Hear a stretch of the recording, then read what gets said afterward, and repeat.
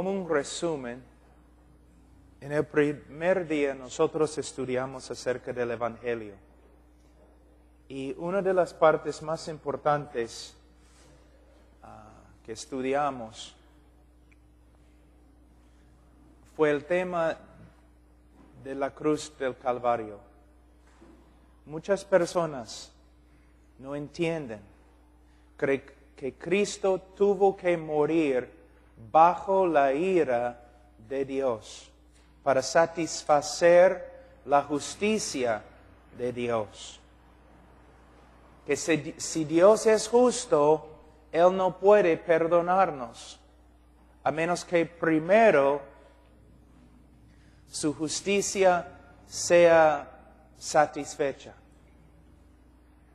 Él satisfizo su justicia por medio de castigar a su propio Hijo en nuestro lugar. Jehová quiso quebrantarlo. La mayoría fuera, aún en nuestras iglesias, cree que Cristo sufrió solo a las manos de los romanos y los judíos. Pero no es así. El dolor verdadero de la cruz es lo que el Padre hizo a su Hijo en la cruz, cuando su Padre lo quebrantó. Nosotros merecemos morir bajo el juicio de Dios, bajo el castigo de Dios. Merecemos ser quebrantados eternamente en el infierno bajo la ira de Dios. Para salvarnos, Cristo tuvo que sufrir la misma ira de Dios que nosotros merecemos. Y cuando murió, Él pagó la pena contra nosotros. También hemos hablado bastante de una invitación y las campañas. Hermanos, una campaña evangelística puede ser usada por el Señor, de verdad. Pero tenemos que hacer todo bíblicamente y con integridad. No es correcto manipular a las personas. Tampoco es correcto decir a una persona que es salva simplemente porque ha orado una oración. Voy a darles un ejemplo para aclarar lo que estoy enseñando. Vamos a decir que estoy predicando y predico un mensaje evangelístico. Y después de la prédica, yo siempre digo a las personas, mira, si el Señor ha tocado tu corazón, si el Señor esta noche te ha salvado, si tú necesitas hablar con alguien después del culto, acércate a mí y hablaremos. Vamos a decir que una persona pasa y habla conmigo y dice, mientras estabas predicando, el Señor me salvó. ¿Qué voy a decir? No. No voy a decirle no. Voy a decir, gloria a Dios. Cuéntame, ¿qué pasó? Bueno, no sé, la música y el mensaje, todo era tan bonito y ese es el tipo de vida que quiero y hay problemas. No entiende nada. Entonces, no voy a rechazarlo, no voy a enojarme con él, pero voy a empezar de nuevo a explicar lo que es el Evangelio, lo que es el pecado, lo que hizo Cristo por nosotros, lo que significa el arrepentimiento y la fe. Creyendo, confiando que el Señor va a obrar a través de su palabra. Pero si aún después la persona no tiene ninguna evidencia de arrepentimiento y no demuestra que entiende lo que es la salvación, no voy a tratar de manipular a la persona para que haga algo. Voy a decir, mira, vamos a hablar más de esto luego. Vamos a hablar más. Vamos a seguir hablando, vamos a seguir estudiando las Escrituras. Mira, ¿puedes venir a la iglesia mañana? y poco a poco voy a discipular. Podemos usar el discipulado para evangelizar. Hay algunas personas que se van a acercar y al toque se nota, ¿no? Tienen arrepentimiento, quieren ser salvos, entienden, y no tienen que entender todo, no. Pero tiene que haber evidencia de que sí, saben lo que están haciendo. Y hay personas que a veces que se van a acercar y al toque casi ni vamos a tener que hablar con ellos, porque ¡pum! Se nota, gloria a Dios. Pero hay otros que quizás vamos a tener que trabajar meses con ellos. También si una persona después de hablar conmigo dice, yo sé que el Señor me ha salvado. Él puede tener esta confianza porque el Espíritu Santo testifica, ¿no? Cuando una persona de verdad se convierte, el Espíritu Santo está obrando, dándole confianza y seguridad. Gloria a Dios. Si una persona dice, esta noche el Señor me salvó, yo digo, gloria a Dios, gloria a Dios. Pero también me gustaría compartir contigo algunas cosas. Si de verdad esta noche has creído en el Señor Jesucristo, Él te ha salvado. Pero también va a haber otras evidencias. Otras evidencias. Poco a poco vas a empezar a crecer y cambiar. Tus deseos van a cambiar. Vas a querer buscar al Señor y crecer en tu conocimiento de su palabra.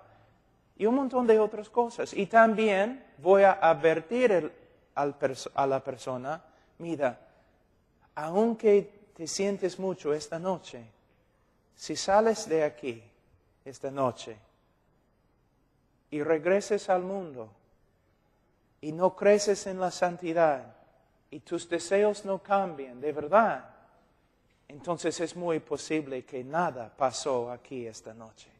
¿Ves? Entonces, ¿qué estoy haciendo? ¿Estoy predicando el Evangelio? ¿Estoy rogando con lágrimas a la gente que se arrepienta, que cree en Cristo? ¿Estoy animándolos? Todo. Pero cuando se acercan, estoy aconsejándoles bíblicamente. Porque yo sé que yo puedo manipularlos, yo puedo convencerlos que oren esta oración conmigo, pero quizás van a salir sin conversión, sin salvación, aunque crean que son salvos. ¿Okay? Eso es lo que quiero decir. No estamos en contra de invitaciones, no estamos en contra de predicar con pasión, no estamos en contra de las lágrimas cuando predicamos, pero sí estamos en contra de la manipulación y de usar una forma superficial de evangelismo. Ahora, vamos a hablar de algunas cosas este día un poco diferente. En 1 Timoteo, capítulo 4.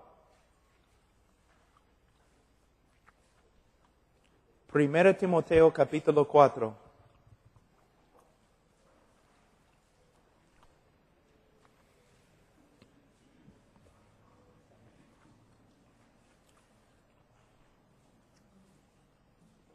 Versículo 11, esto manda y enseña.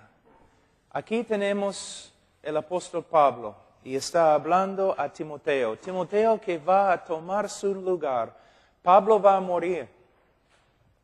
Él está discipulando a Timoteo para que Timoteo pueda tomar su lugar en el ministerio.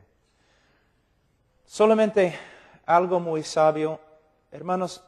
El momento que ustedes empiecen, el momento que empieces tu ministerio, tú debes estar pensando en una persona que te puede reemplazar. Constantemente debes pensar, ¿quién puedo discipular para que luego esta persona tome la obra? Ahora, voy a hablar un ratito de discipulado. Como pastor, Tú debes preocuparte por todos los creyentes en la iglesia. Pero es imposible que tú discipules a todas las personas en la iglesia.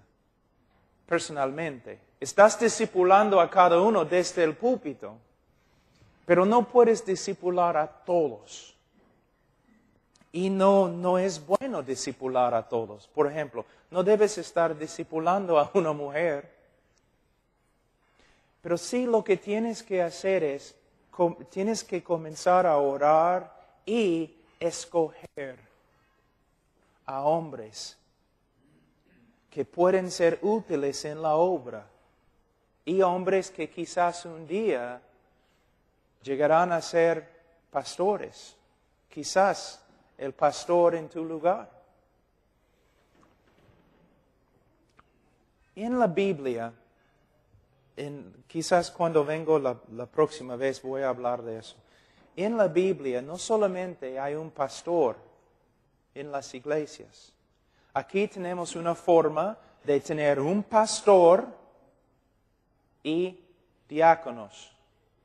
Pero en la iglesia había pastores, varios hermanos trabajando como ancianos, trabajando juntos como un equipo. Y en la iglesia del Nuevo Testamento no tenemos un pastor y algunos diáconos, sino tenemos pastores o ancianos y diáconos.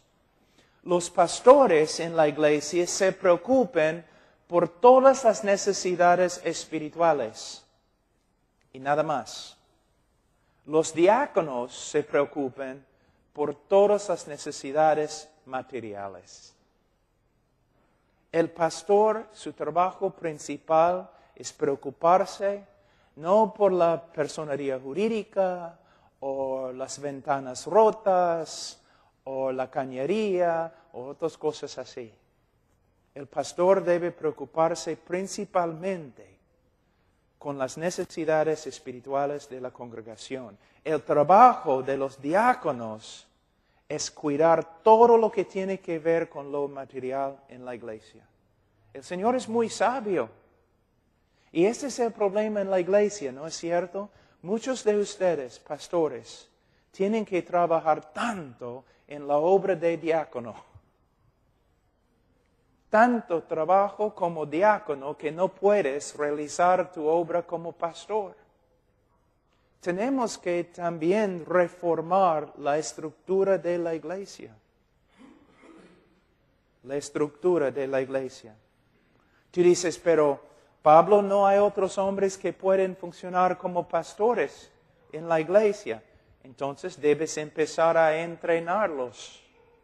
Entrenarlos. Y hay que entrenar también a los diáconos. Muchos pastores nunca invierten tiempo en los hombres. Nunca están entrenando a los otros hombres y por eso ellos tienen que hacer toda la obra en la iglesia.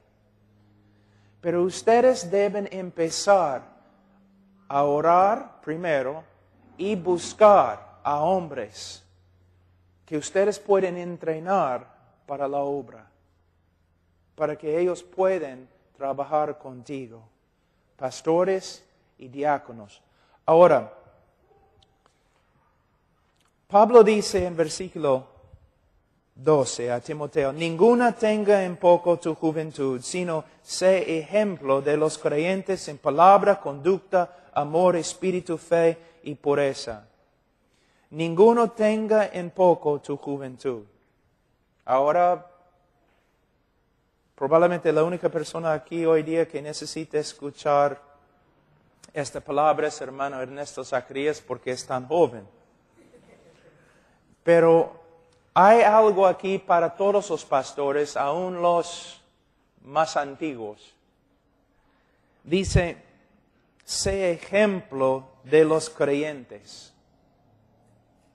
Sé ejemplo de los creyentes.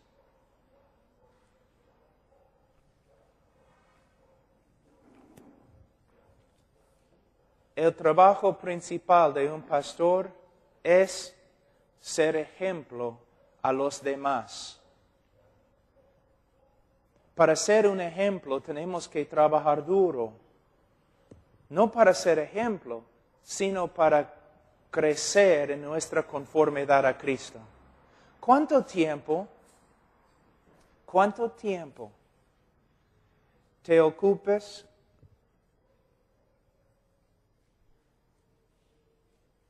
en crecer en la fe cristiana? Cada día. ¿Cuánto tiempo dedicas a estudiar la Escritura y orar para que seas como Cristo? Creo que ya hemos encontrado un problema, ¿no? Un ejemplo. ¿Sabe qué? No puedes tener un ministerio si no tienes una vida. De una forma se puede decir que Cristo no tenía ministerio, sino tenía una vida. Y de su vida salía vida. No se puede dividir o separar el hombre de su ministerio. El trabajo principal que tienes es estudiar y orar para que tu carácter se conforme al carácter de Jesucristo. Es algo que de verdad muchos pastores nunca piensan así.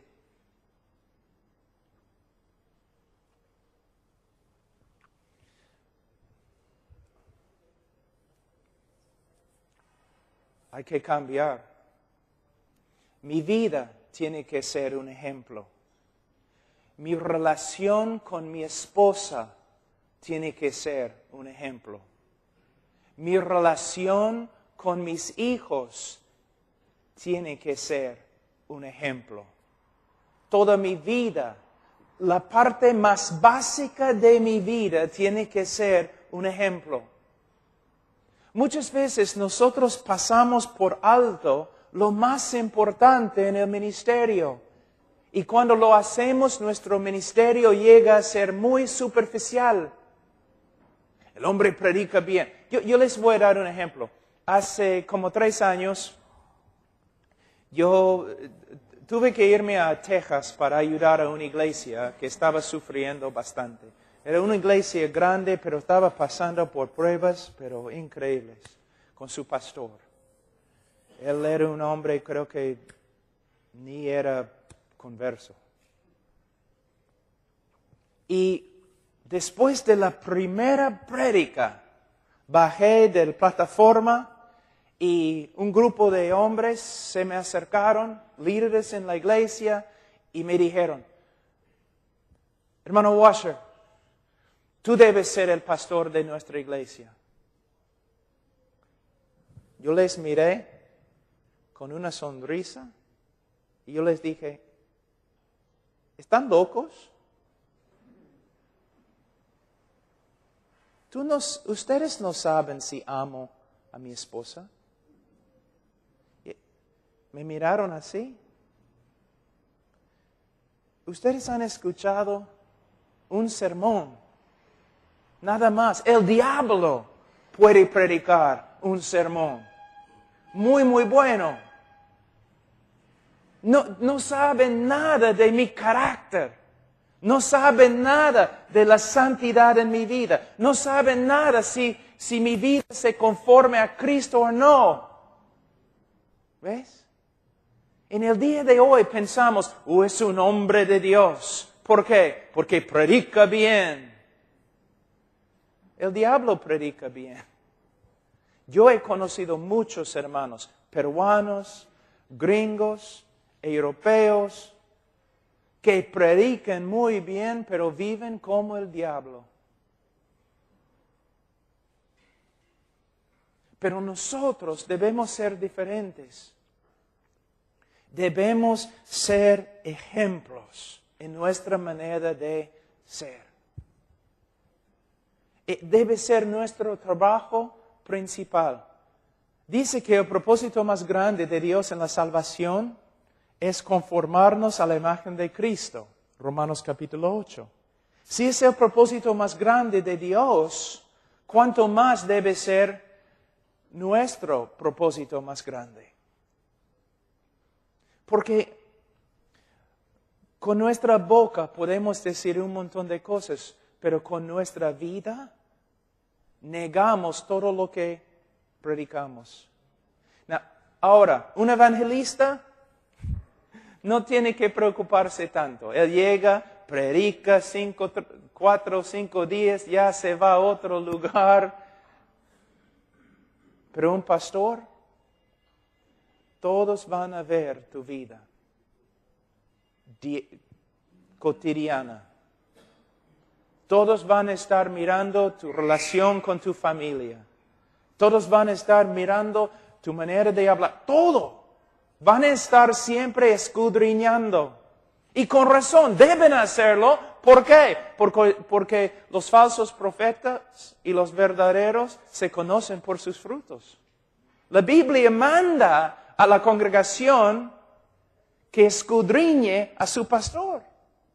No sin misericordia, no sin gracia, pero sí, debe escudriñar la vida de su pastor.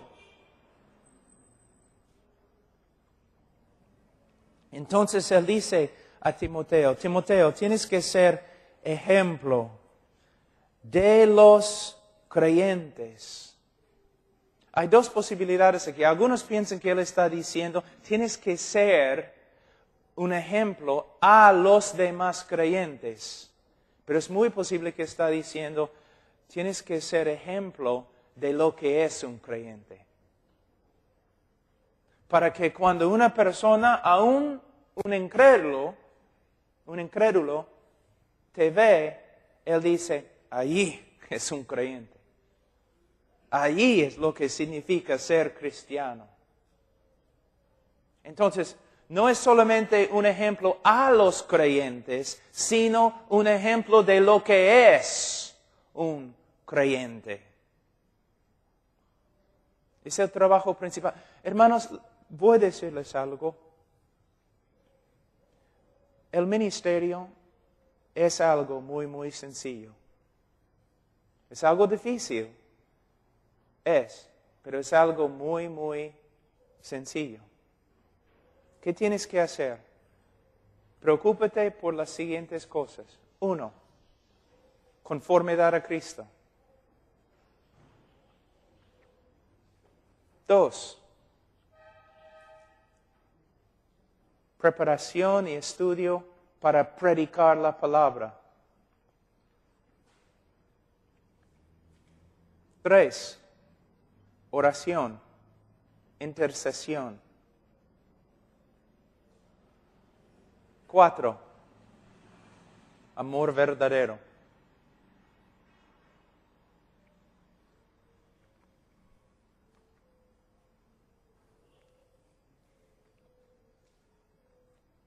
Es muy sencillo.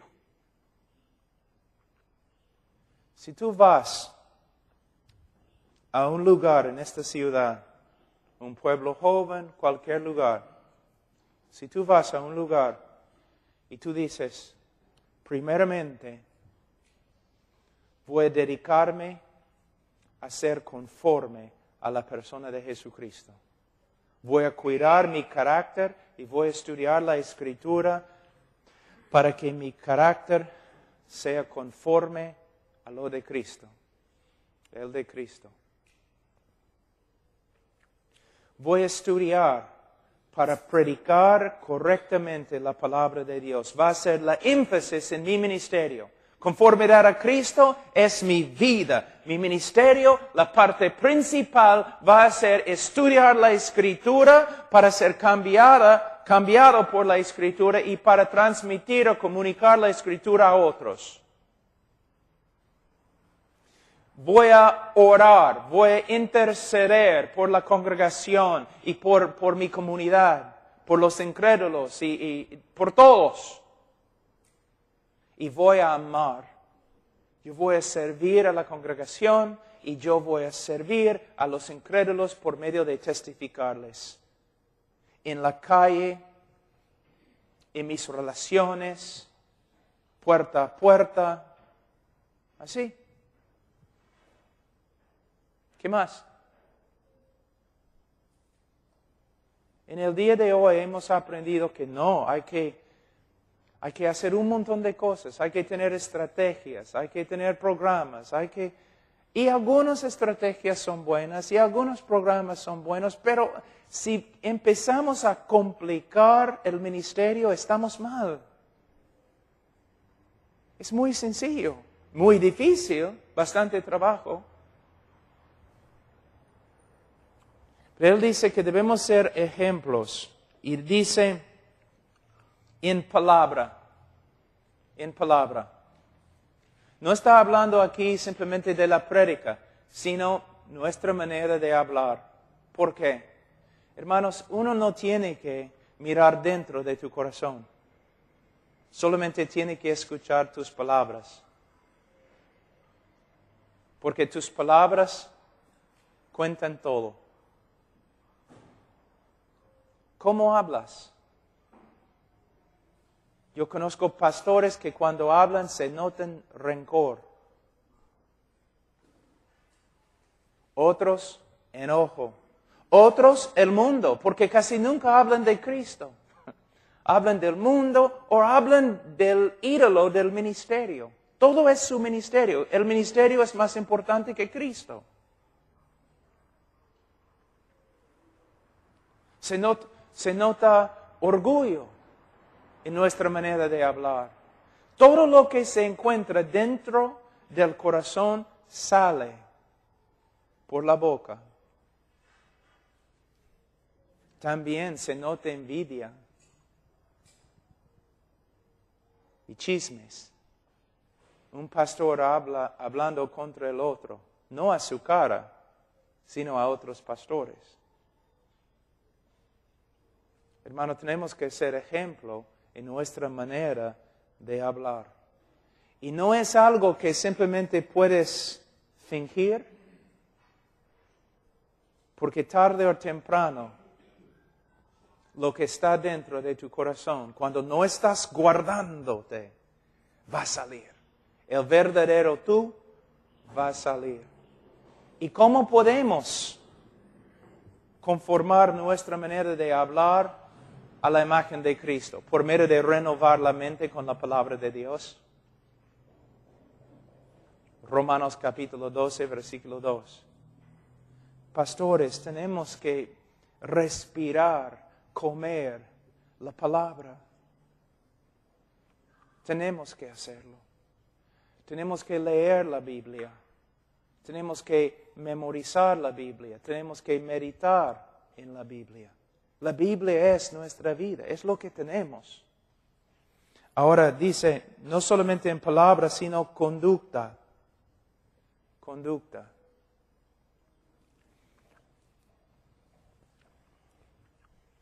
Muchos pastores caen en inmoralidad. Muchos pastores son mundanos. Muchos pastores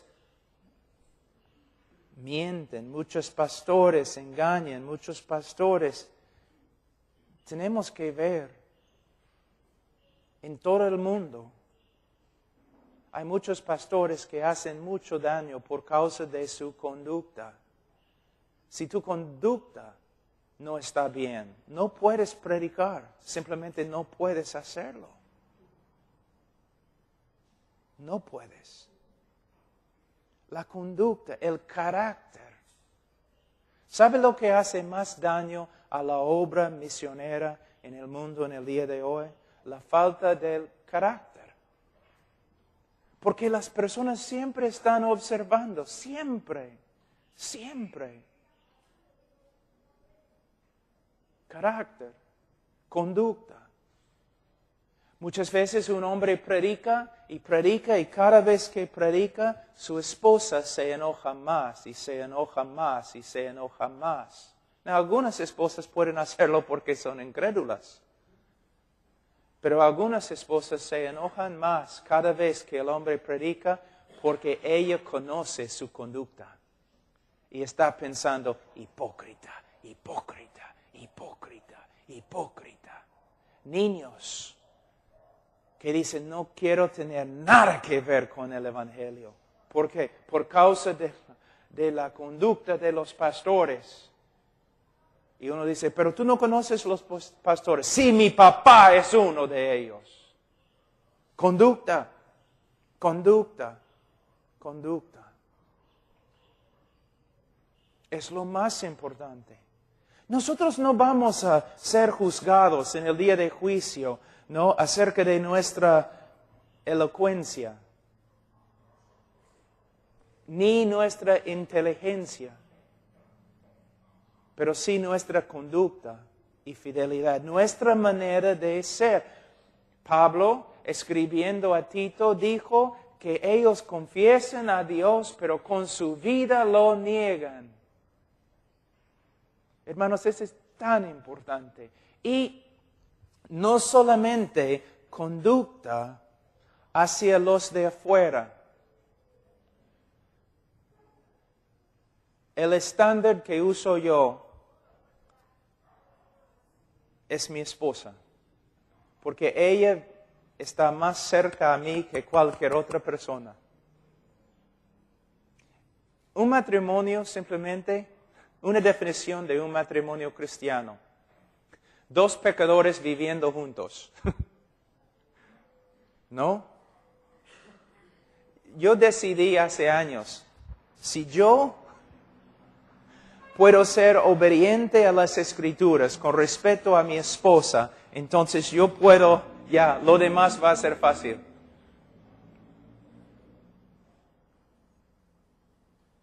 Y después de mi esposa, mis hijos. Mis hijos. De nuevo, con respecto a mi conducta y la conducta de ustedes, me gustaría decir algo. ¿Qué importa si ganamos todo el mundo si nuestra familia se va al infierno? Y una de las razones por las cuales la iglesia es tan débil es porque la familia es tan débil.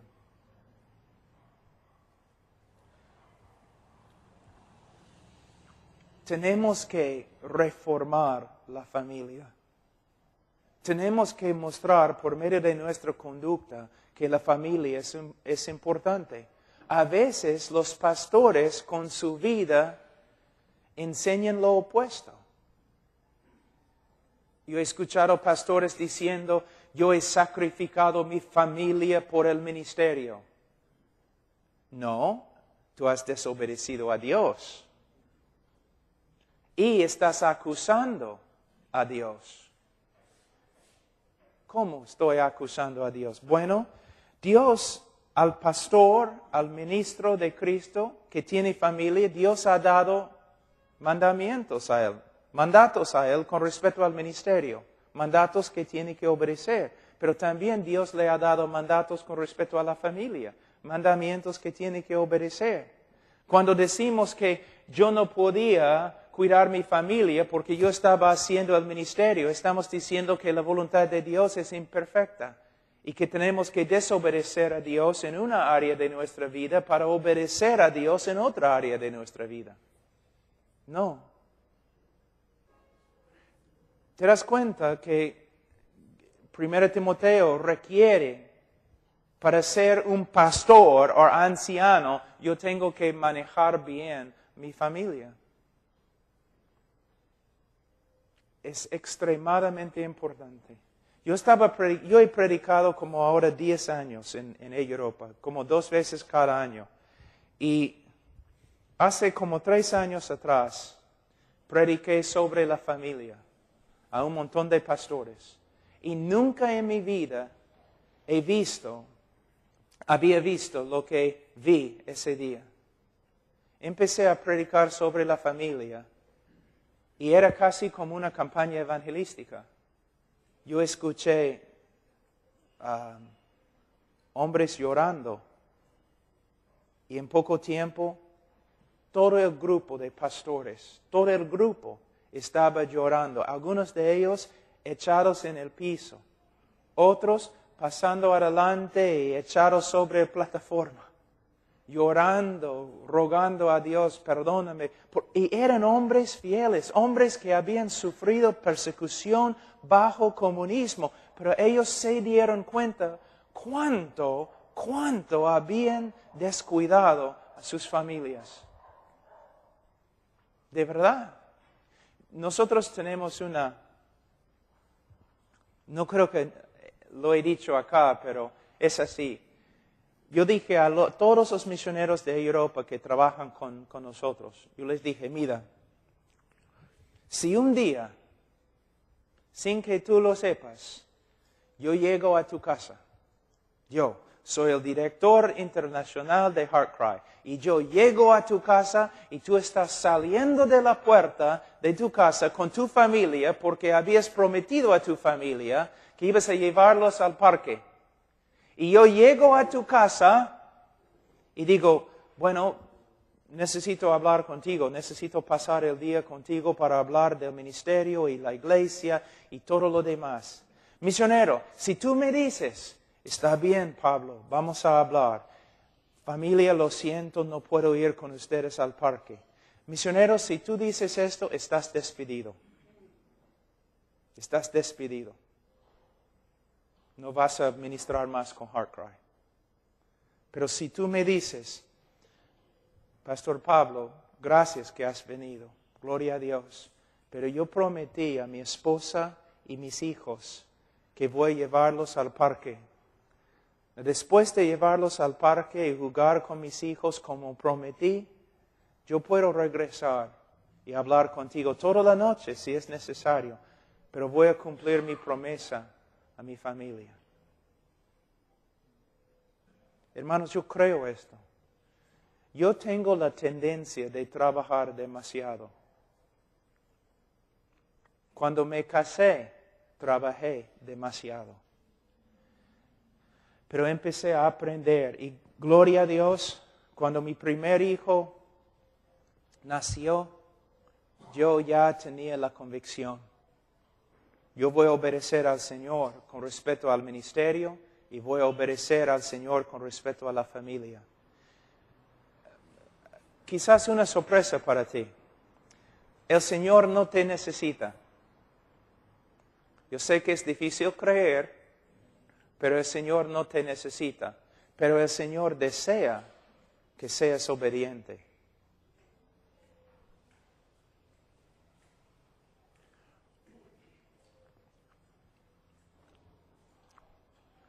Por medio de amar a nuestra esposa, por medio de amar, cuidar, enseñar, jugar con nuestros hijos, podemos avanzar el reino de Dios mucho. Y por medio de, si yo comenzara en ese momento una iglesia en Perú, yo haría muchas cosas diferentes. Una de las cosas que yo haría, yo pondría una énfasis increíble en la familia, en el rol del hombre, en el rol de la mujer, en cómo ser un padre bíblico, en cómo ser un hijo bíblico. ¿Por qué? Si vamos a la iglesia, pero cuando regresamos a la casa es un infierno, ¿qué vale? Con nuestra conducta debemos ser ejemplo. Con nuestro amor. Esta es una de las razones por las cuales un anciano en la iglesia tiene que practicar hospitalidad. Debemos mostrar amor. Amor. Ahora, tenemos que tener cuidado con esa palabra, porque amor no se basa en las emociones. El amor tiene que ser un amor bíblico. Bíblico. Por ejemplo, si eres el pastor, ¿cómo puedes mostrar amor a la congregación? Una de las maneras principales,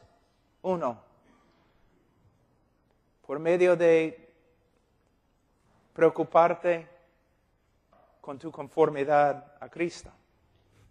Puedes amar a la congregación por medio de ser un hombre de Dios con integridad. Puedes amar la congregación por medio de estudiar y estudiar y estudiar para que puedas predicarles la palabra de Dios.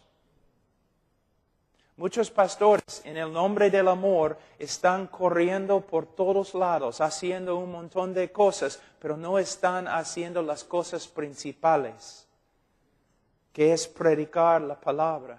Mira, la razón por la cual nos mudamos a Alabama, todo el ministerio, todas las familias que trabajan con HeartCry, todos nosotros nos mudamos. Cruzamos el país para ir a Alabama. ¿Por qué? El pastor en Alabama toma en serio el púlpito.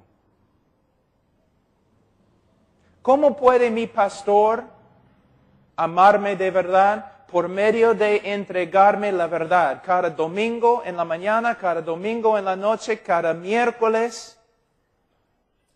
Si Él quiere amarme, entonces que predique la verdad a mí y a mis hijos.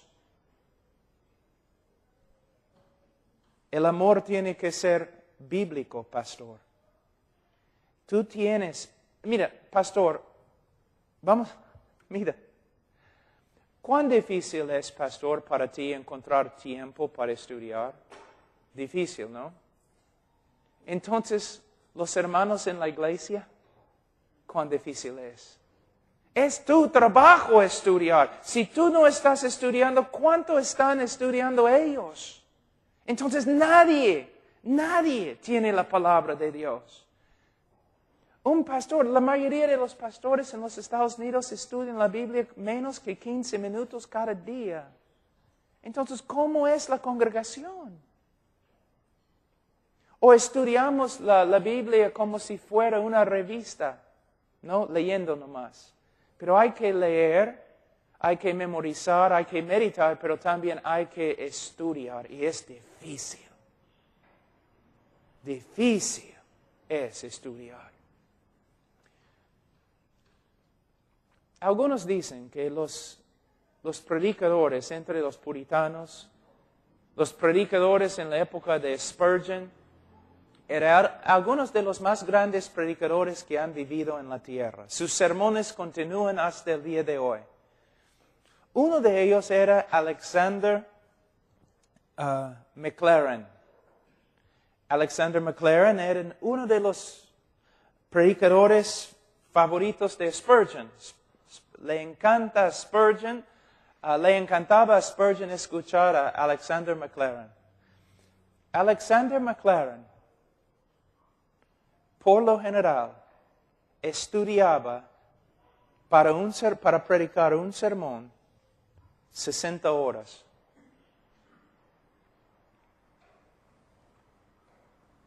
$60 para predicar un sermón. Ahora, yo no hago esto. Y no recomiendo que ustedes lo hacen. Pero creo que podemos aprender algo de su vida. Nosotros, ¿no? Muchas veces estudiamos media hora, 1 hora. Encontramos un bosquejo que otra persona escribió. O simplemente miramos un texto asumiendo que entendemos lo que dice. Hermanos, algunas veces necesitamos un terremoto en nuestra vida. Algunas veces necesitamos a alguien que puede sacudirnos y decirnos, ¿tienes el temor de Jehová en tu corazón? ¿No te das cuenta que los maestros, no, experimentarán en el día de juicio más condenación, más juicio? Tenemos más responsabilidad. Si pastores como Alexander Maclaren, yo tengo todos sus sermones en mi biblioteca. Si él, para preparar un sermón, por lo general, estudiaba 60 horas, ¿cómo podemos decir que somos predicadores cuando pasamos media hora o menos? Entonces, nuestra conducta Y dice aquí, nuestro amor. Y como un pastor te digo, vamos a usar un ejemplo. Un pastor de ovejas que no provee alimento a las ovejas, ¿ama a las ovejas? Un padre que no da alimento a sus hijos, ¿ama a sus hijos? No. Nosotros decimos es un sinvergüenza, debe ir a la cárcel. Un pastor, si él quiere mostrar amor para con los miembros de su congregación, él debe darles de comer. Pero para dar comida, tú tienes que recibir comida. Por medio de estudiar. Ahora, hermanos, en el nuevo pacto, y nosotros estamos en el nuevo pacto en Cristo, en el nuevo pacto, amor no es una cosa, amor es la cosa. Jesús dice que de verdad ahora como creyentes, de verdad tenemos solamente 2 mandamientos. Amar a Dios y amar a nuestro prójimo. Amar. Tenemos que de verdad, tenemos que darnos a la congregación. Tenemos que compartir nuestra vida con la congregación, pero siempre dentro de los mandamientos de Dios. Les voy a dar un ejemplo. De una forma, un hombre homosexual puede amar a otro hombre homosexual. Se puede decir que es amor, pero no es un amor bíblico. Una mujer puede decir que ama a su hijo y por eso no lo disciplina.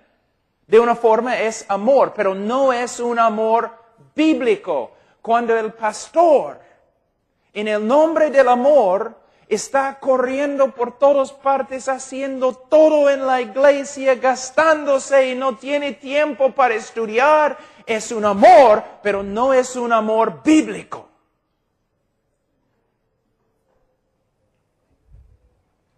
Y él dice, acá también, en palabra, conducta, amor, espíritu, fe y pureza.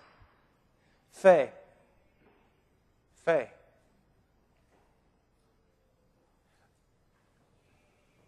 Un pastor que siempre anda preocupado por todo, no tiene fe.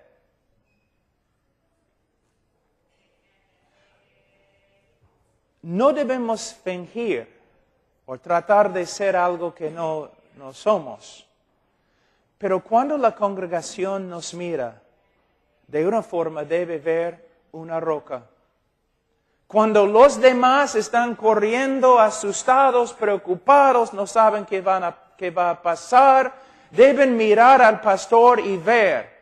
No un hombre fuerte en sí mismo, sino un hombre quizás débil, pero confiando en el Señor, sin preocupaciones. El Señor va a hacerlo, el Señor nos va a cuidar. Un hombre de fe. Y podemos confiar porque tenemos un Dios soberano. Y tenemos que vivir por fe en todo, creyendo sus promesas. Él nunca ha fallado en ninguna palabra que ha hablado. Podemos confiar en Él. Muchos pastores, cuando hay necesidades económicas, andan hablando con todo el mundo. Si hablaran con Dios tanto como hablan con los demás, quizás serían millonarios. Cuando empezamos HeartCry, y hasta el día de hoy, cuando empezamos a HeartCry hasta, no sé, 15 años atrás, yo me puse de rodillas y dije, Señor, yo no soy suficientemente fuerte para llevar esta carga. Y necesitábamos en esa época como, vamos a decir, $3,000 al mes para hacer HeartCry. Y decía, Señor, es tanto dinero. Aquí es lo que voy a hacer, Señor. Si este ministerio es de ti, si es de ti, nunca voy a decirle a nadie mi necesidad. Nunca voy a levantar finanzas. Nunca voy a hablar con otra persona. Si otra persona viene a mí diciendo, ¿cuánto dinero necesitas? No voy a contestar. Voy a decir, si tú quieres dar algo, pide al Señor que Él te diga. Gracias.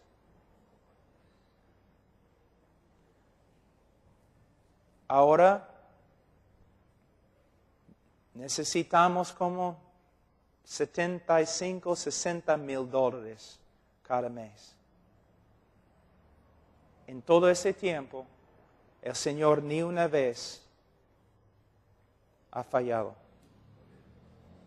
Había tiempos cuando yo tenía que, después de predicar a 5,000 personas, yo tenía que salir y el próximo día yo estaba trabajando como albañil y carpintero para dar alimento a mi familia. Pero ni una vez los misioneros no recibieron su apoyo. El Señor nunca ha fallado. Y aun cuando los obreros que trabajan en los Estados Unidos, cuando no recibían sus sueldos por otros medios, el Señor les dio más apoyo que antes. Hermanos, se puede confiar en Él. Uno de los libros que recomiendo a ustedes es la autobiografía de Jorge Mueller. Por favor, lee el libro. La autobiografía de Jorge Mueller. Se puede conseguir en español, ¿no?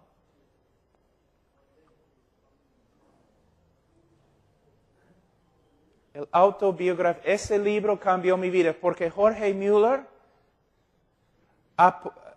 tenía un orfanato, varios orfanatos, con más que 10,000 niños y ni una vez pidió apoyo. Ni una vez. A nadie. Había una circunstancia él tenía todos estos huérfanos y en la mañana se levantaron, no había leche y no había pan, no había nada. Él les dijo a todos los obreros, hay que arreglar las mesas, poniendo los platos y vasos y todo lo demás. Entonces, arreglaron los platos y los vasos y él se puso a orar, a dar gracias por la comida que no tenía. Antes de terminar de orar, alguien entró diciendo, yo tengo afuera un vagón que se ha malogrado, lleno de queso y pan. Y se va a malograr. ¿Puedo traerlo acá para que ustedes puedan usarlo? De ahí otro hombre con leche entró. Vagón se malogró. ¿Ves?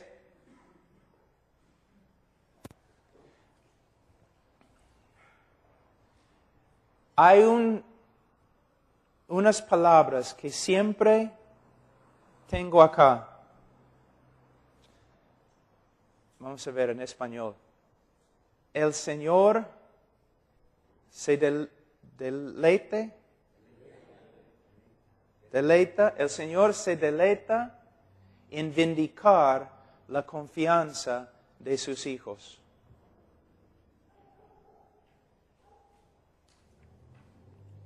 Se deleita en vindicar la confianza de sus hijos. Entonces nosotros debemos ser ejemplos de fe. Hermanos, con la oración todo se logra. Todo se puede. Pastor, pero esto está sucediendo. Los chilenos están invadiendo el país y un maremoto y todo. Vamos a orar. Cuando Hudson Taylor, ustedes han escuchado de Hudson Taylor, el famoso misionero de China, ¿no? Los chinos estaban invadiendo el lugar donde ellos tenían todos sus misioneros y todas sus obras. Y los chinos estaban matando a todos en la revolución Boxer. Están matando a todos.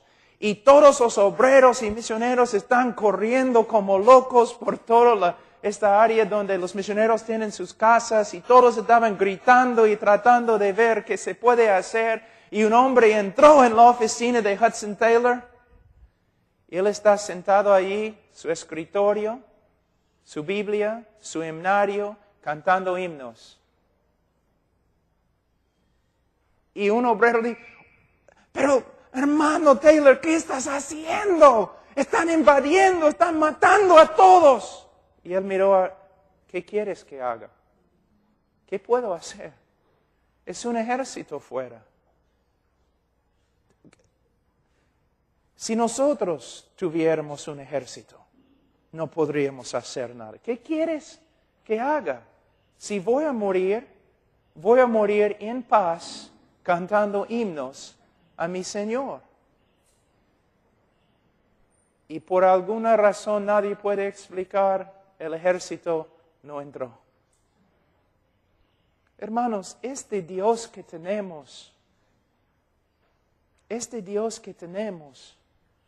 es increíble lo que puede hacer. Mira, hermano Miguel hizo una pregunta ayer, muy buena pregunta, acerca de por qué siempre hablo de los bautistas de antes o los cristianos de antes. Porque hay mucho que podemos aprender. Leemos los libros, por ejemplo, de Jonathan Edwards, pero él estudió cada día promedio 13 horas. Leemos los sermones de Spurgeon, pero él leyó más o menos 1000 páginas cada día.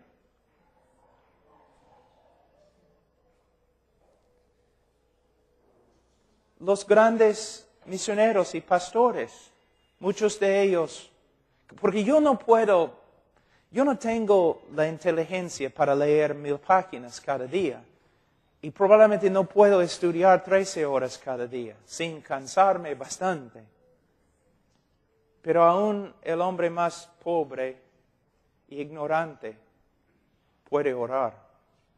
Y muchos de ellos oraron 4 horas cada día, 3 horas cada día. La oración era su vida. Hay un viejo que dice, el hombre que ora no peca y el hombre que peca no ora.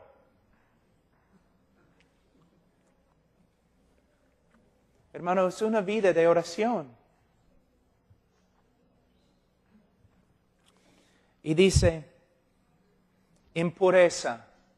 En mi próxima prédica voy a hablar bastante de la pureza. Nosotros vivimos en un mundo sucio y asqueroso. Y si no tomamos en serio la santidad, es posible que ni somos salvos. La santidad. Dios puede hacer cualquier cosa con un hombre santo. Hay muchos hombres inteligentes, hay muchos hombres astutos, muchos hombres elocuentes y no sirven para nada. Dios desea usar una arma santa, pura. Hay que consumir nuestra vida con esta idea de la santidad. Ahora, vamos a seguir un ratito. Dice, versículo 13, entre tanto que voy, ocúpate en la lectura, la exhortación y la enseñanza. Miren lo que dice, hermanos, miren lo que dice. Es un mandamiento, pero es una descripción de tu vida. Él dice a Timoteo, Timoteo, ¿quieres ser hombre de Dios? ¿Quieres ser obrero útil ante el Señor? Entonces, aquí es lo que debes hacer. Ocúpate en la lectura, leyendo la Escritura. Ocúpate en la exhortación. Ocúpate en la enseñanza. Hermanos, voy a decir algo que siempre digo. acerca de mí, acerca de ti, es muy ofensivo, pero casi todo lo que digo es ofensivo. Hay una diferencia entre un hombre de Dios y un chibolo de Dios. Y esa es la diferencia.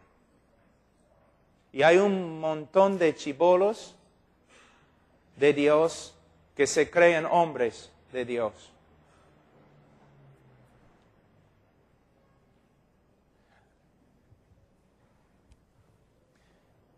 En las Escrituras, el hombre de Dios pasaba más tiempo con Dios que con los hombres. Pero cuando estaba con los hombres, logró más que nosotros. Nosotros, más tiempo con los seres humanos y casi nada de tiempo con Dios.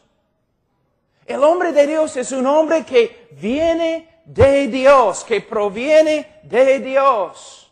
Juan el Bautista, 30 años en el desierto, fue enviado por Dios.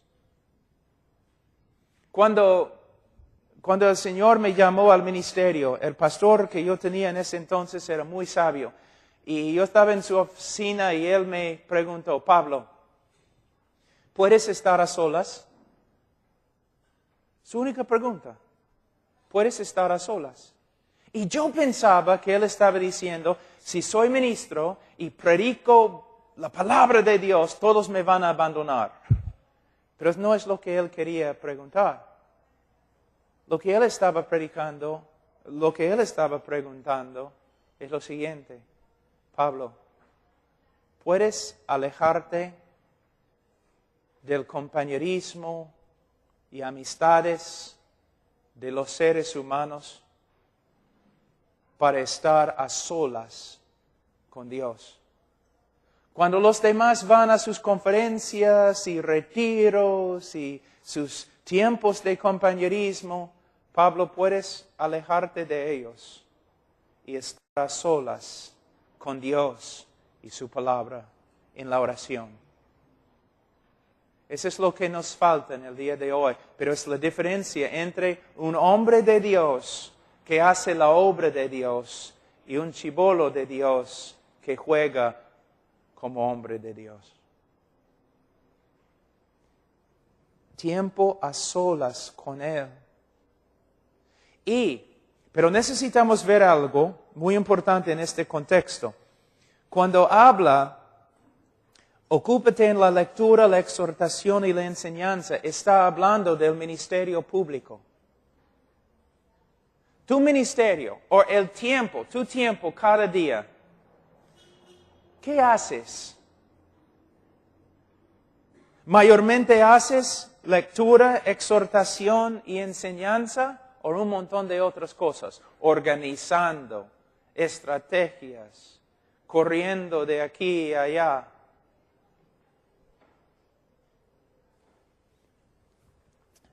¿Tienen el libro El Pastor Reformado en español? Creo que alguien está traduciéndolo ahora. Richard Baxter escribió un libro acerca de cómo un pastor debe ministrar conforme a las Escrituras. Su vida consumida con lo siguiente: el estudio de la palabra de Dios, intercesión y visitando a los hermanos casa a casa, no simplemente para hablar, sino para darles la palabra de Dios. Nosotros hacemos un montón de cosas, pero las cosas principales hemos pasado por alto. Pero nosotros debemos dedicarnos a la lectura. ¿Cuántos de ustedes tienen lectura pública en la iglesia? Donde se lee un capítulo. Se lee. Imagínense, mayormente en la iglesia la Biblia no se lee. ¿Te das cuenta? Y cuando el pastor lee su texto, es un versículo o algo, y de ahí sale del versículo y habla de otra cosa. Nosotros tenemos que dar espacio a la lectura, pero también la exhortación y la enseñanza. Voy a darles un ejemplo, y aquí vamos a terminar. Quizás voy a enseñar 3 veces hoy día, no sé. Pero una buena ilustración acerca de la enseñanza y exhortación. Hay muchos pastores que exhortan, pero no enseñan. Un día, hace años, yo era joven, yo estaba escuchando a un predicador y él dijo, tenemos que andar en el Espíritu Santo, tenemos que vivir en el Espíritu Santo, tenemos que andar conforme al Espíritu Santo. Y todos estaban diciendo, amén, amén, amén. Después de la prédica, me acerqué y pregunté, estoy de acuerdo, fue un sermón muy lindo, pero ¿qué significa andar en el Espíritu? ¿Y cómo se hace? Se enojó conmigo y salió. Él estaba exhortando sin enseñar cómo. Tú dices a los hermanos, ustedes tienen que amar a Dios más. La congregación dice, por supuesto. ¿Cómo? ¿Cómo puedo crecer en amor? Si estoy en el piso, no puedo agarrar mi correo y levantarme. ¿Cómo puedo crecer en el amor de Dios? Enséñeme. Siempre estamos diciendo lo que los demás deben hacer, pero no les decimos cómo hacerlo porque nosotros ni sabemos cómo hacerlo. ¿Ves? Nunca debes exhortar a la congregación a menos que expliques cómo hacerlo. Entonces, la enseñanza y la exhortación. Ahora, yo estoy enseñando ahora como ¿cuánto? 2 horas o algo. ¿Debo terminar, hermano? ¿Sí? Mira, en la próxima vamos a seguir con este texto acerca de cómo ser un buen ministro de Dios. Y vamos a ver algunas cosas, de ahí vamos a ir a Romanos capítulo 12. Oremos, hermanos. Padre Santo, te damos gracias por este día, te damos gracias por tu palabra.